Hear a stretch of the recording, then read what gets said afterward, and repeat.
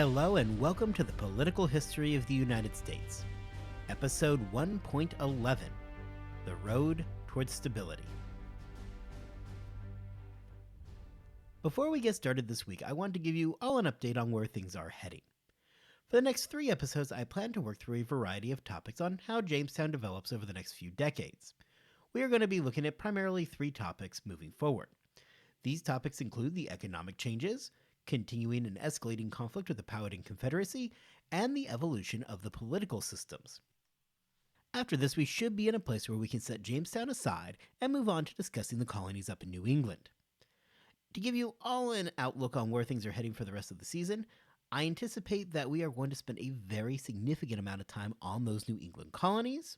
After that, I've got a couple more subjects that I want to wrap up, and that is going to bring us to the end of our first season. Now, before you fret too much and get too sad about the end of the season, my anticipation is that we are not even halfway there yet, so don't worry, we've got a lot of ground to cover before then. This week, I plan to pick up right after the starving time and begin working our way back through the future of the colony.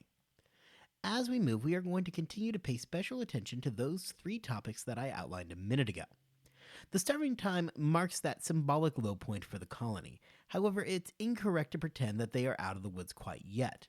The death rates are going to remain high for at least another decade.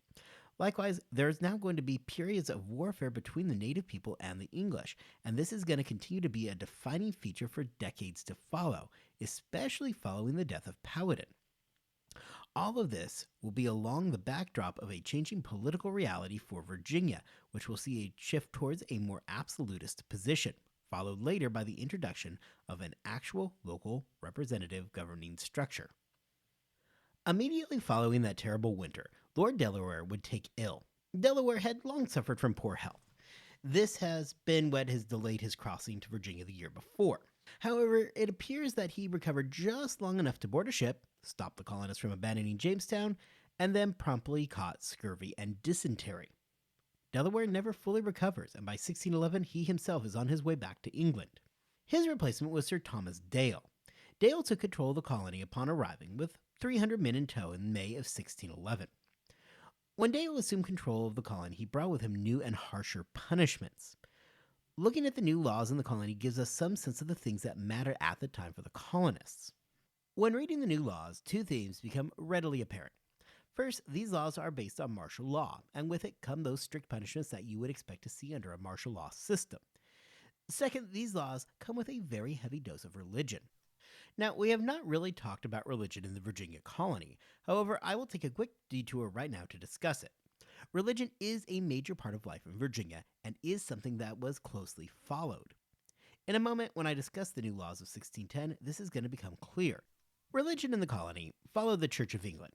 However, much as how social structures in Virginia struggled to find any kind of footing, so did much of the social structure of the church.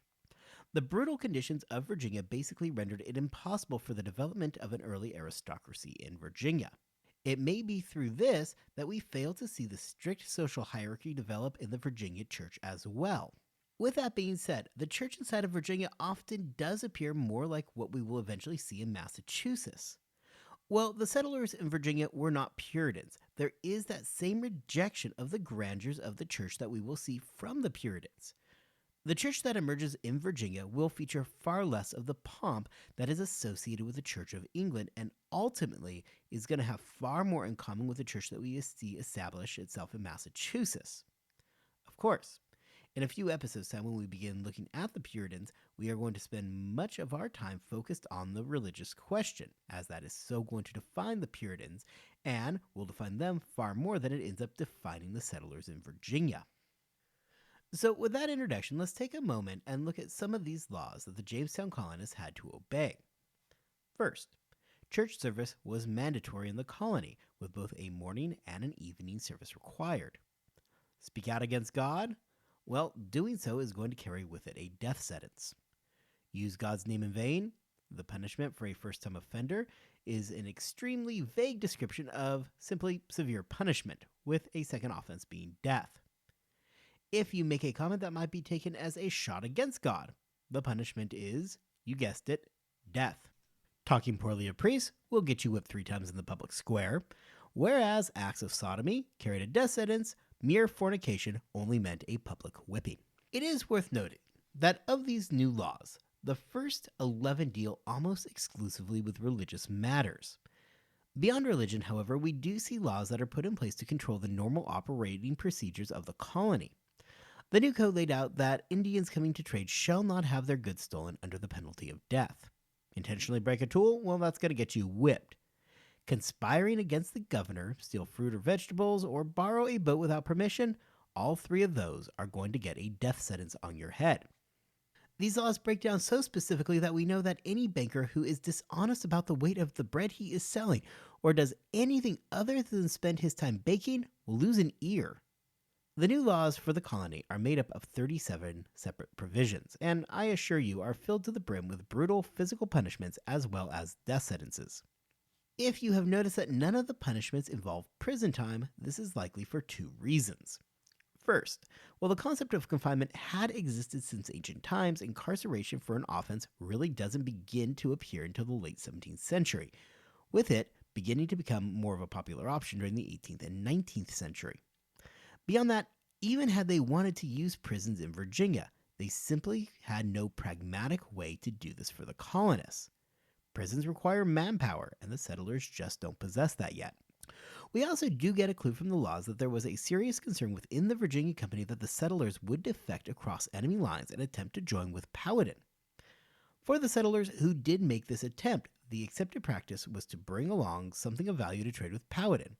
Typically, the items that Powhatan most desperately wanted and needed were steel and guns. Those who brought nothing but themselves were at best turned away and commonly killed. Those who provided something of value to Powhatan were typically invited to stay. Based on the laws that we have already covered, it should not come as much of a surprise that the penalty for joining Powhatan was death. In spring of 1612, Dale managed to recapture several of these deserters. The fate that met those whom he captured ranged from being hung, shot, and burned at the stake. Elsewhere, I've seen it said that some of the recovered colonists had their backs broken on the wheel. What remains without question is that those who had defected to Powhatan were killed immediately upon being recovered. The harshness of these punishments was likely more in place to set an example for the rest of the colony rather than to punish those who deserted. For the Virginia Company, defecting colonists present a threefold problem. The first problem is that in order for Powhatan to accept the person into his people, he typically wanted weapons in return. The English wanted desperately to keep their firearms out of the hands of Powhatan. The English made no mistake in realizing that the weapons that fell into his hands were liable to be used against them in future conflicts. The second issue was simply of manpower. The colony at this point was still small, and the death rate remained high. For the first decade plus, the colony needed all the hands it could muster. Losing men to Powhatan would have done nothing but exacerbate the situation. Further, keep in mind that the men defecting to Powhatan may well have had some knowledge about English positions and tactics. This is not something that those back in Jamestown would want falling into the hands of an aggressive force. Finally, there is the problem of optics. The Virginia Company by this point was shifting their pitches, yes. Well, Virginia was no longer being pitched as a virtual paradise. They still didn't want to discuss how hostile conditions could actually be between those in Virginia and the natives. While it is one thing to say that the land required hard work, it is another thing to tell people that things are so bad that settlers are defecting over to the Indians. This is something that the Virginia Company was very, very eager to keep quiet. These new laws would first begin to be implemented under Lord Delaware's reign. However, as his stay was short and he was mostly bedridden, it is under Dale that we really see the thrust of the new laws taking force. Dale was tasked with the seemingly impossible job of turning around the otherwise fledgling colony. Dale was not completely without success in this endeavor. We've spent the last few weeks discussing the carousel of people running the colony. Dale's going to come in and he's going to be able to bring a new stability to the colony for approximately the next 5 years. Initially under Delaware, and then later under Dale, the colony would begin a new period that was far more authoritarian in nature. The laws that we just discussed describe a colony where punishments were harsh, and death sentences for even relatively minor offenses were not out of the question. Dale instituted twice daily church service. Work was something that just became expected. Like Smith, Dale stood fast on the policy that if you wanted to eat, you had better work. Failure to work led to lashings, amongst other things, and Dale was not afraid of corporal punishment at all. It was something that he often doled out himself. It is during the time that Dale is governor that we see the first settlers who came over under a term of indenture gain their freedom. Indentured servants were a fixture during the early years of Jamestown. The standard term for somebody who could not pay their own way over was 7 years of working for somebody else before gaining their own freedom. That means in 1614, the first indentured servants who had come over and had managed to survive everything else earned their freedom. Dale was generous towards these settlers, and upon the end of their time being indentured, they earned a 3-acre plot of land. This was an effective system for the colony. Not only did it mean that the people coming over had something tangible to work towards, but it also meant that upon the end of a person's term of being indentured, they would now have 3 acres on which they could form their own farms and increase the overall yield of food in the colony. Jamestown would enter a far more stable period following the starving time, largely due to the leadership under Dale. Over the next several years, the colony is also going to see a change in what they were seeking to accomplish. By this point, it is becoming clear that the vast amounts of gold present in Mexico just don't exist in Virginia. However, the Virginia Company did see the benefit of using Virginia as a place to grow valuable crops. Over the next few decades, we are going to see Virginia become an increasingly important producer of crops, and more specifically, one crop: tobacco. The growth of tobacco is something that we are going to begin talking about later today, and is going to be something that we talk about in episodes to follow. While the colony was changing during the period, one thing did remain a major concern, and that was relations with the Powhatan people. The conflict would define the next decade and a half for both groups. Where we last left off, we saw Powhatan withdrawing his support for the Jamestown colonists. This would be one of the contributing factors that led to the mass starvation that we dealt with last episode. In fact, the last time that we actually talked about Powhatan specifically, he personally was busy torturing and killing John Ratcliffe. It should come as little surprise that following the execution of Ratcliffe, the relations between the colonists and the Indians were at a pretty low point. The relationship between the settlers and the Indian people is going to go through several stages, ranging from war in the years after 1610 to a period of peace, and then back to a time of increased instability, which sees massacres on both sides. Trade did not resume between the Powhatan people and Jamestown throughout 1610. Powhatan, realizing that his hopes of the colonists just up and leaving was not going to come to fruition, returned to a policy of containment. Powhatan enlisted the help of nearby tribes and had them constantly harassing the settlers. This is going to lead to numerous violent encounters between the groups throughout 1610, and these attacks proved to be an effective way to keep the colonists from moving beyond the fortified safety of Jamestown. As we've discussed previously, the location of Jamestown was basically the worst possible place in the area, and by pinning the colonists inside their fort, the local tribes were able to wreak havoc. These attacks pushed the settlers to take an increasingly violent stance against the Indians. During one incident, George Percy led a raid that killed over 65 Indians and burned towns and crops. During this raid, Percy and his men took 3 hostages, a woman and 2 children. On the trip back to Jamestown, the children were thrown in the water and shot as they tried to swim. And while the woman was initially spared, she was eventually executed herself upon arriving in Jamestown, and Percy was reprimanded for not doing the job himself. This marks a change in dealing with the relationship between the English and the Indians. The colonial leaders meant for this to be a display of power, the thought being that if the Indians understood the full might of the English, they would come to their senses and realize that there is no point in resistance, and that it was in their best interest to do what the English told them to do. This policy begins under Lord Delaware. However, it would reach its peak once Dale took over the colony. Upon Dale assuming control, he had absolutely no problem taking a harsher stance towards Powhatan. What ensues as a result of this is years of back and forth fighting between the groups. From 1610 through 1613, Powhatan and the English continue to fight this slow war of harassment. Neither side really ever gains an advantage over the other. I have seen this period between 1610 and 13 referred to as the First Anglo-Powhatan War. However, beyond the harassment that we've been talking about, as well as a few English raids like what Percy had led, don't get the idea that there was ever really a period of sustained fighting. Powhatan wanted to check English expansion beyond Jamestown, which he did successfully for the most part. The English, for their part under Dale, were able to capture some new lands, however, widespread expansion was suppressed. Well, skirmishes would continue for 3 years. An effective stalemate existed between the two groups, and the stalemate would remain in effect up until the spring of 1613. It is during 1613 that colonist Thomas Argall would have a breakthrough. Argall was an up-and-comer and had been the captain of the ship that brought Lord Delaware to Virginia. While out on a mission to trade with the Indians, Argall learned that Pocahontas was nearby. Recognizing the opportunity that this presented, Argall moved quickly on the information. Pocahontas at this time was with the Potawatomi people, possibly visiting the family of her husband. While the Potawatomi were part of the Powhatan Confederacy, they were at the fringes of an already loose confederation. The Potawatomi tribe regularly traded with Jamestown and likely didn't want to lose the trade with the English. Wanting to keep the English happy, when Argall came and demanded that Pocahontas be turned over, the Potawatomi people obliged. Powhatan obviously realized that the English had scored a huge victory when they took Pocahontas hostage. Powhatan did make an attempt to trade back for her, offering up 8 English settlers that he himself had taken and was holding hostage.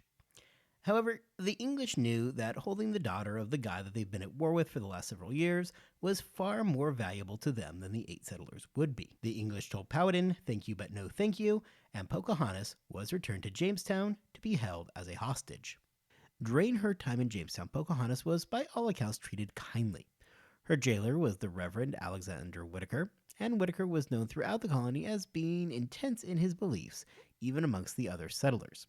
Whitaker had come from a successful family. His father was a professor of divinity at Cambridge. Whitaker had chosen to travel to Virginia to serve for a period of 3 years, interested in converting the local Indian tribes. While working as the jailer for Pocahontas, Whitaker spent a large amount of time teaching her English and instructing her on matters of Christianity. Whitaker closely held the belief that the Indians were like the native Britons before the Romans brought them civilization. Whitaker therefore was not surprised to find that Pocahontas was a quick learner. While in Jamestown, Pocahontas met a 28-year-old widow, John Rolfe. Rolfe had come over to Jamestown just after the winter of 1609-1610 on the expedition that brought Lord Delaware himself. Rolfe is going to be somebody who we are going to talk about much more in just a little bit when we get to the subject of tobacco. Well, today his reputation is so closely tied to Pocahontas, who would eventually become his wife. His real legacy in Virginia is that he is the first colonist to successfully cultivate and sell tobacco, the crop that Virginia would ultimately become so famous for. A year after her capture, Pocahontas would marry Rolfe. For the Virginia Company, this was the finest advertising that they could have possibly hoped for. Pocahontas was everything that they wanted in an Indian woman. She was smart, she learned English, and she presented well. The marriage likewise did much to bring an increased sense of peace between Powhatan and the English. Pocahontas was initially a hostage in the traditional sense. She provided the English with leverage over Powhatan. Following the marriage, however, Powhatan was now more closely connected to the colony than he had ever previously been before. After all, his own daughter had married one of the English men. The power of this alliance was not something that was lost on Powhatan. He had been personally asked and did grant permission for Pocahontas to marry Rolfe. And while it is possible that Pocahontas did not feel as though she had much of a say in the actual matter, Powhatan did understand the importance of the marriage and the potential alliance that it could form for him. Regardless of his beliefs, the result of the capture of Pocahontas was a temporary end to the skirmishes that took place between the Powhatan people and the English. This would officially mark the end of the First Anglo-Powhatan War. As for Pocahontas and Rolfe, their value to the Virginia Company now extended beyond the borders of North America. The Virginia Company realized the power of Pocahontas in selling the colony back in England and knew that their value in London far exceeded what they could provide in Jamestown. Following their marriage, Pocahontas took on the Christian name Rebecca. In 1616, she and Rolfe traveled to England where they were greeted with much fanfare. Pocahontas became a bona fide celebrity in England and was treated as such. However, just 2 years later in 1617, just prior to their return to Virginia, Pocahontas became unexpectedly and violently ill. A short time later, she died. The cause of her death remains unknown to this day. Rolfe ended up returning to Virginia and would eventually marry for a 3rd time. We're going to return to Rolfe in just a minute when we examine the importance of tobacco. Pocahontas would leave an important legacy following her death. During her time in England, she was treated well, and as discussed a moment ago, she was seen as a celebrity and was treated like royalty. For the Virginia Company, Pocahontas was exactly the image of an Indian woman that they wanted to portray. In the years following her death, she would continue to remain extremely popular. However, the narrative around her would change. As we will see next week, following the death of Powhatan, the English relations with the Indian take a dramatic turn for the worst. By the time that John Smith wrote his General History of Virginia in 1624, the views of the Powhatan Confederacy had taken on a much, much more negative look. And as we will see in the next episode, in the years following Powhatan's death, both sides would launch brutal attacks against each other. And these go far beyond the skirmishes that we had seen before in 1610 and 1613. Several of these encounters involve outright slaughter. When Smith does publish his General Histories on Virginia, the narrative had changed to the point that Pocahontas was no longer seen as a representative example of the Virginia Indians. Rather, she was the exception. Her popularity is exemplified by Smith using her in his writings in 1624. And as we have discussed several times by now, her very name was something that could help him sell more books, and is likely the reason for his story about how Pocahontas had saved his life. Pocahontas' popularity has largely endured over the years, as she has continued to be a subject of interest for both academics and the public at large. The kidnapping of Pocahontas led to a period of peace between the Powhatan and the English. This peace would prove to be a critical factor for the English. The stability that came along with the peace would allow Jamestown to begin producing the crop that it would become the most known for: tobacco. No single development is going to be bigger for the stability of Jamestown colony than tobacco. Tobacco is going to forever change Virginia, and even today Virginia continues to produce huge amounts of tobacco, with only North Carolina and Kentucky producing more. The development of tobacco in Virginia was made possible primarily for two reasons. During the first years of the colony, the Virginia Company was applying direct control over the daily actions of the colony. The Virginia Company, however, had come to realize that this heavy-handed approach was doing little for making the colony profitable. As we have discussed before, the Virginia Company had begun making private ownership more of a possibility. Following 1614, the first indentured servants began to get their 3 acres and would begin to farm it for themselves. Likewise, by the middle of the 1610s, it had become evident that the large reserves of gold and precious metals just weren't going to be discovered. As the Virginia Company began making land something that was available for private ownership, the company began giving colonists who paid their own way to Virginia a sizable plot of land to do whatever they wanted with. Specifically, settlers who came over and were not indentured received a 50-acre plot of land. If that person brought over a servant or another relative at their own personal expense, they got another 50 acres. This meant two things. First, it encouraged wealthy prospective settlers to bring as many people as they could to the colony at their own expense. Remember earlier I said that they were trying to populate the colony and bring more people over? Well, this is how they were doing it. For the company, it helped them get more people there and shifted the expense onto the individual colonists instead of the company for bringing them in there. For the colonists, it gave them a large plot of land which they would then be encouraged to cultivate. This would further help the colony, as the person who now had a personal stake in the land is going to have financial incentive to make sure that land is as valuable as possible. John Rolfe began to first experiment with planting tobacco in 1612.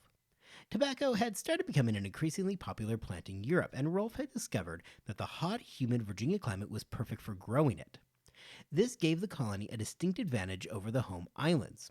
England proper is not exactly known for its long, hot summers, whereas Virginia provided that exact climate. As tobacco continued to grow in popularity over in Europe, they drove up the need for places to grow it. As private land ownership became common in Virginia, it meant that settlers now had these large plots on which to grow their large crops. And while food was obviously critical for the survival of the colony, the Virginia Company was interested in making profit. It helped the situation further that John Rolfe began growing tobacco for the colony at a time that it was entering into a period of relative peace. Following the capture of Pocahontas in 1613, Jamestown entered into a period where conflict between the Powhatan tribes and the English declined. This period of peace allowed the English to place their focus on matters such as cultivation instead of having to worry constantly about self-defense from the Indians. Likewise, this change allowed the colony to begin to expand past its borders of just Jamestown. Remember that for a long time, Powhatan's primary goal had been the containment of the English. Yet during this period of peace, the colony was now able to expand past the fort and take advantage of the vast amounts of land that Virginia had to offer. This makes it much easier for the English to properly cultivate their land and would allow for the rapid growth of tobacco. The rise in tobacco would lead to a huge increase in population as people flocked to Virginia to get in on the ground floor of this new cash crop. Tobacco is a labor intensive plant, which drove up the number of indentured servants coming into the colony as well, further growing the population. For example, in 1616, there are 350 settlers in Jamestown. By the time 1650 arrives, there are going to be more than 13,000 people in the colony. And this is despite a yearly mortality rate inside the colony that remained close to 25%. By 1638, Virginia would become the primary tobacco producer for all of Europe. The 5 years after the starving time sees Jamestown begin to develop an identity that it would carry not only through the following decades, but into the coming centuries. Virginia would quickly emerge as one of the world's leading tobacco producers. It is during this time that we begin to see the colony enter a period of relative stability. No longer are the Jamestown settlers going to find themselves in danger of dying out like the Roanoke settlers had. And this is not to say that life in Virginia had in any way become easy. The mortality rate will remain high for a long time, and life in the colony is undeniably rough. We will see next week that the difficult times for the colony are not over by any means. However, the survival of the colony is never going to be called into question again. Next time, we are going to begin looking at what will become the defining feature of the next several decades for Virginia, specifically the relationship between the English and the Powhatan people. A relationship that is going to turn increasingly bitter and lead to warfare and massacres on both sides. By the end of next episode, we are going to be able to wrap up that part of our story. Until then, I want to thank you for listening, and I do want to quickly mention that if you head on over to the website or to our Facebook group, you can see a picture of Pocahontas if you are curious what she looked like. We actually do have a portrait of her. So head on over to the website, that is at uspoliticalpodcast.com, or you can search for us on Facebook at the Political History of the United States. I hope you guys have a great 2 weeks, and I will see you back here then to begin discussing the conflicts between the Powhatan people and the Virginia Indians.